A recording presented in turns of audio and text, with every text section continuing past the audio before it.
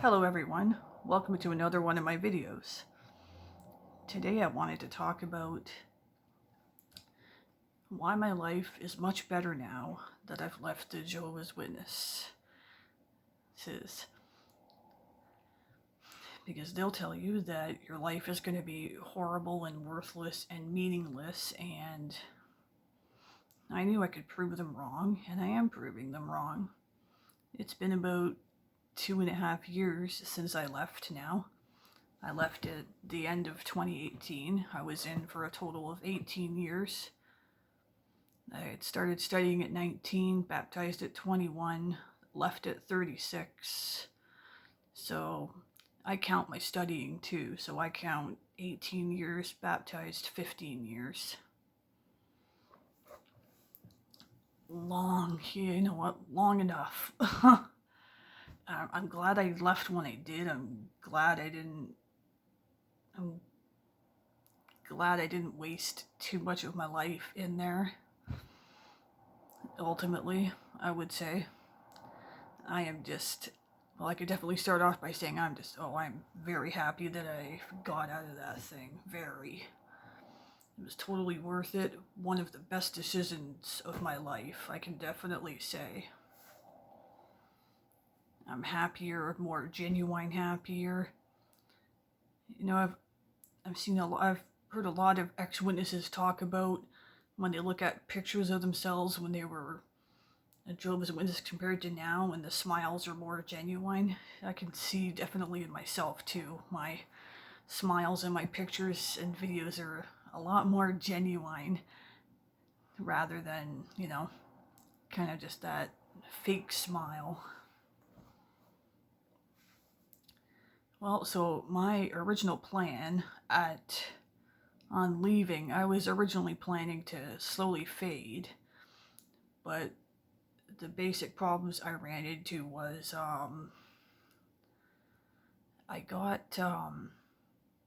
had regular rides to and from the meetings with a couple other sisters, and I was me suddenly not being there would have definitely been noticed because I was very regular at the meetings. So I think I quickly realized that I don't think this is gonna work out the way I would hope it would. So I think I'm gonna have to do so I ended up just doing a cold turkey disassociation. And you know what? I was surprised, but I wasn't surprised. I didn't miss the life I lived as a Jehovah's Witness even immediately. I did not miss it at all. I immediately started hunting around for another church to attend. I enjoyed sleeping in on Sundays. And I made the meetings that were usually Tuesday nights. Most of the years I was a witness, our meetings were Tuesday nights, the midweek. I would make sure I did something special those nights for the first couple months. And you know what? One thing I really noticed over the years was all the information and teachings that they talk about, they don't really change all that much.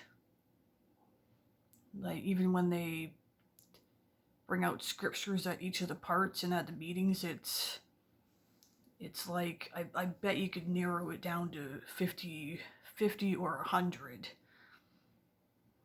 Basically, like, those are the scriptures they always refer to. They don't really go to like every part of the Bible, or, as I've learned, they skip a lot of verses and just focus on one or two, which in effect takes the verse out of context.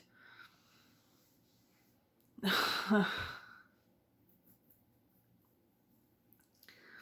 yeah, I remember at the public talks, about 10 or 15 years in, I started noticing that even some of the introductions and illustrations that the brothers would use was the same. I'm like, even the odd time, not every public talk. Like, I've been hearing this for like 15 years. Can't you guys think of something else? I mean, I know that was before I learned that the talks were mostly scripted. I did at one time used to think that the brothers who gave the Sunday talks had to totally make up that talk on their own, but no, that's not the case. It's like at least partially scripted. So I wanted to go into a few reasons, share a few reasons why I think now, how my life is a lot better now that I've left the Jehovah's Witnesses. And my first reason is the meetings. Now, it's such a relief to not have to go to meetings anymore.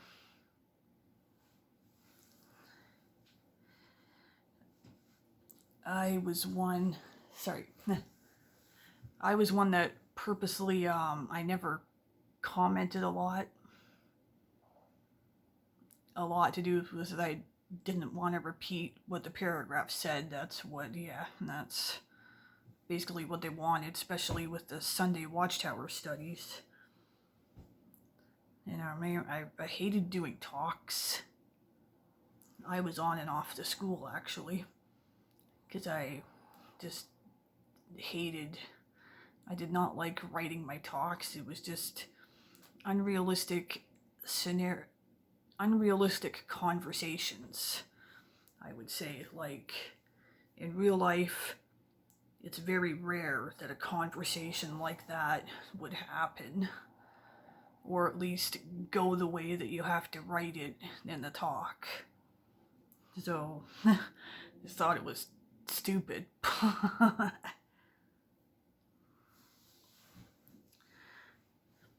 And just, like, I never felt a huge amount of love. There was a lot of judgment, and a lot of people that would keep to themselves, and then even, like, the attitude of a lot of witnesses is actually pretty negative, pretty critical. Like, ones who didn't attend a lot or didn't comment a lot were looked down on. I do remember one elder's wife who never commented. It was extremely rare if she commented. And there was a few like that in my congregation along with me. But let me just say too, I only noticed it like after several years. It just stuck out in my head. Like, I can't recall. There are a few people that I cannot recall ever hearing a comment from them. It was, I do not miss and never will miss the overload of all the studying and preparation for each of the meetings. Oh man, I always had a hard time keeping up with it all. And I think I will admit I was usually behind, or a lot of weeks I would just kind of pretty much just rush through it. I was always behind on the Bible reading. I was always behind in the magazine reading. It was a combination of just, there was so much of it, like it was easy to fall behind. Reason number 2, field service. You know what? That was one of the things I actually did my own little celebration right after. I think I just got a can of a nice wine cooler and just had that, and I'm like, yeah, I never have to go in field service again.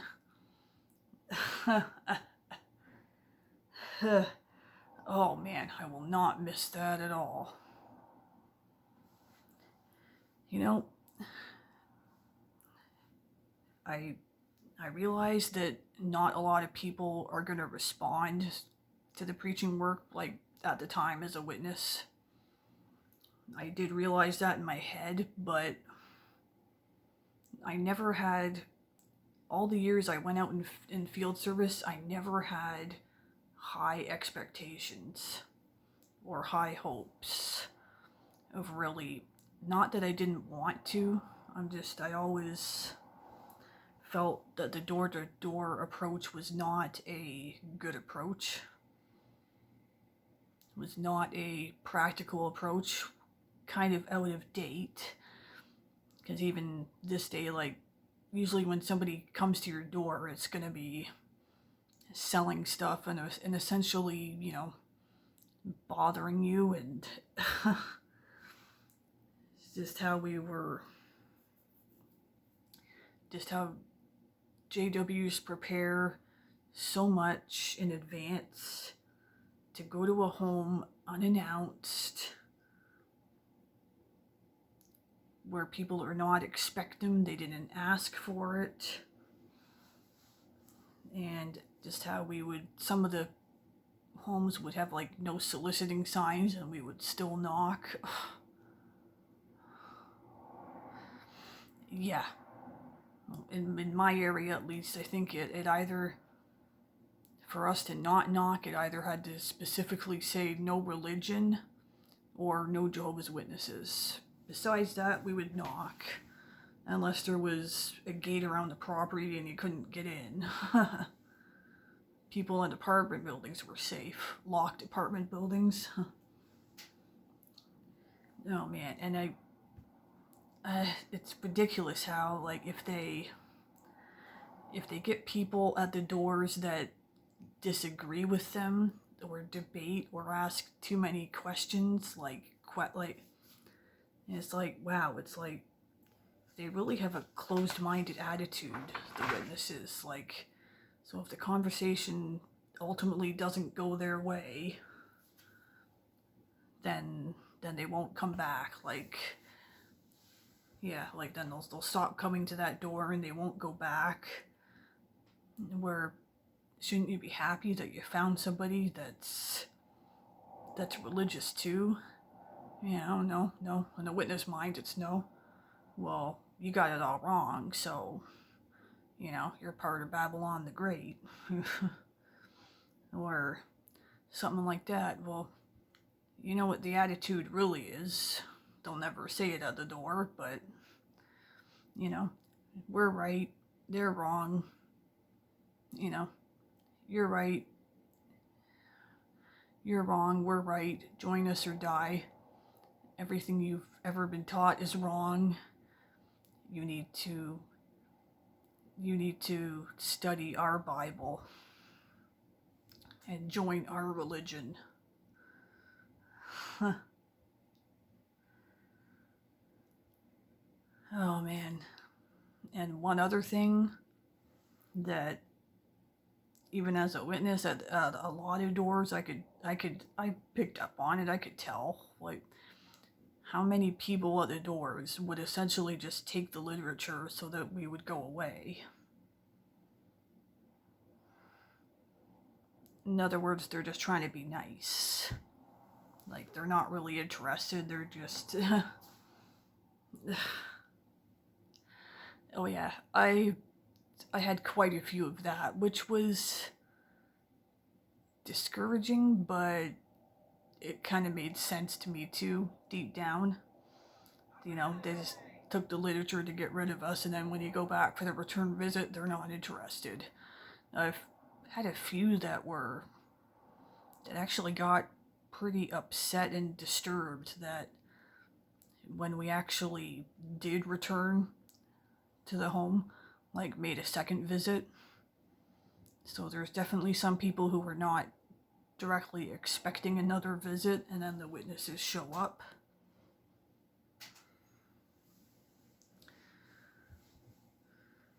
Yeah. And my number three reason, the freedom from mind control. That's one of the best reasons. You know what, it's so true. You don't see it for what it really is until you're on the outside. I do believe that that's a huge thing around, like, even mind control itself. Like, of course you're not gonna realize you're under, or admit that you're under mind control. That's part of what it is, how it works. You know,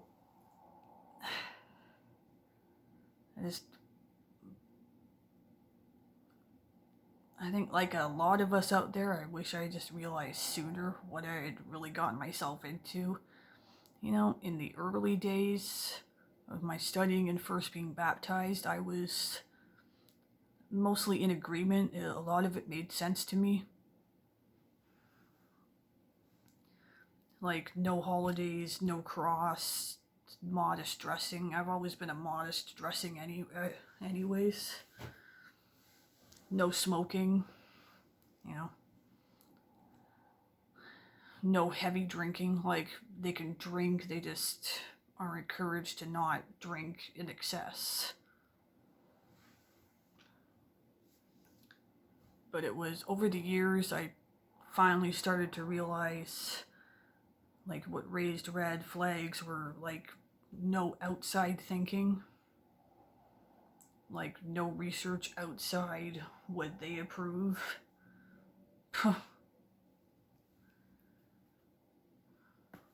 You know, how every aspect of your life is under control, down to what you watch, what you read, how you dress, your hairstyles, like everything. Like,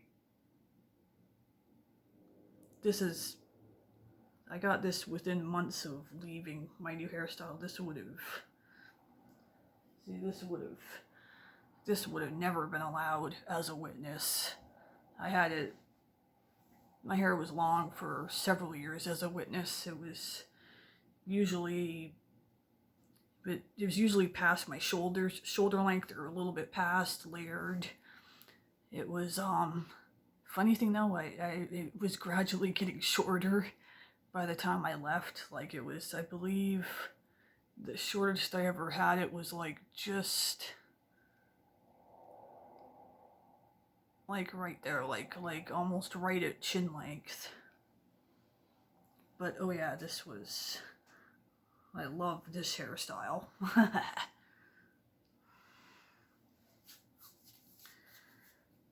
You know, one of the things I always took issue with was dating within the witnesses.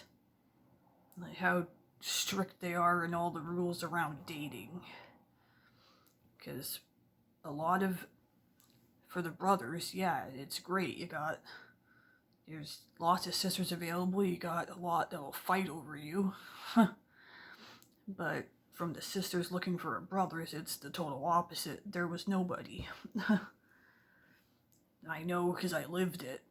You know, there was... dating for you was non-existent because there was nobody. But I can prove I was never desperate, because there was a single brother in my congregation from the time I studied. Like, he was in there the whole time I was, but I was never interested in him. He was not my type physically or personality wise. So at least I can prove that, you know, I'm not gonna go after, one just to get one, you know, like, you know, I think that was another, I quickly realized why so many of them marry so young and then end up in unhappy marriages. I did know of one, at least, that even got married before they were 18. So, and just one thing I've wanted to mention, Now, some of my former JW friends who knew me pretty good, I know that when I disassociated myself, I know they were probably thinking that the reason I left was essentially dating. And man, sometimes I really wish I could tell them, and I know I can't really, but I really wish I could tell them, you're partially right. That was actually one of the smaller reasons I left. The big reason I left is because their teachings are wrong. Because they're a cult, false prophets, you know.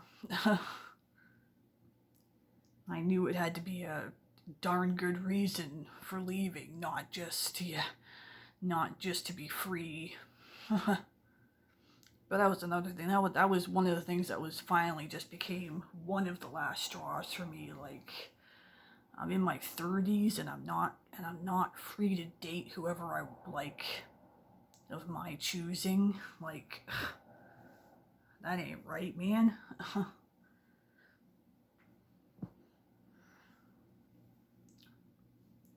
So yeah, my life is way better. I don't get depressed as much. I'm so happy to be free of that cult, of the mind control, of the fog. I'm free to live my life more fully. And now I just have to relearn some of the Bible teachings now, because although I entered as an adult, that's the only significant learning of the Bible that I've ever gotten. I didn't have anything else before, so I've got a lot of the JW theology in my head has to be corrected, so that's maybe the only downside about leaving that cult. So I just wanted to share a couple scriptures, a couple Bible verses that really helped in my waking up progress. I know several others have mentioned these verses too. Man, I wish I had heard these verses as a Jehovah's Witness. Now these are ones that you never heard at the meetings. First one, Deuteronomy 18 and 20. But the prophet, which will presume to speak a word in my name, which I have not commanded him to speak, or that shall speak in the name of other gods, even that prophet shall die.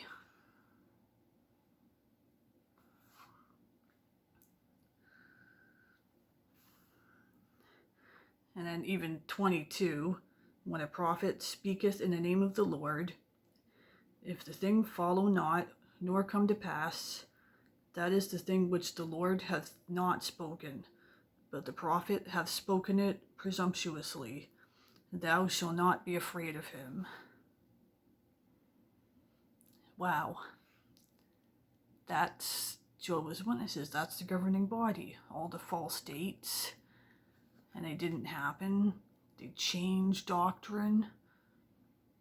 Because they have to, because it's not coming true. Like, they're false prophets.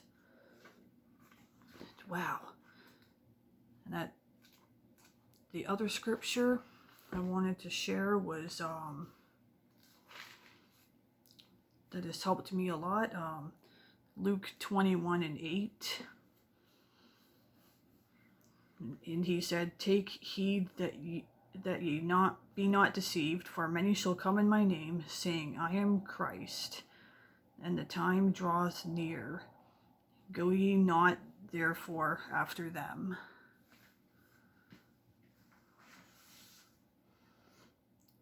Governing body claims to be, God's voice on earth, and speak through him, and the end is near. The end is right around the corner for over 100 years. There's another one.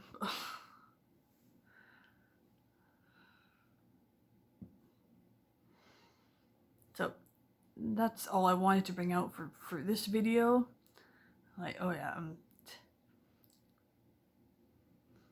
leaving that cult. Oh yeah, much more happy. Much more happiness. I now know the true definition of freedom. So, like and subscribe if you like my videos. And I'll see you guys in the next one. Thanks. Bye-bye.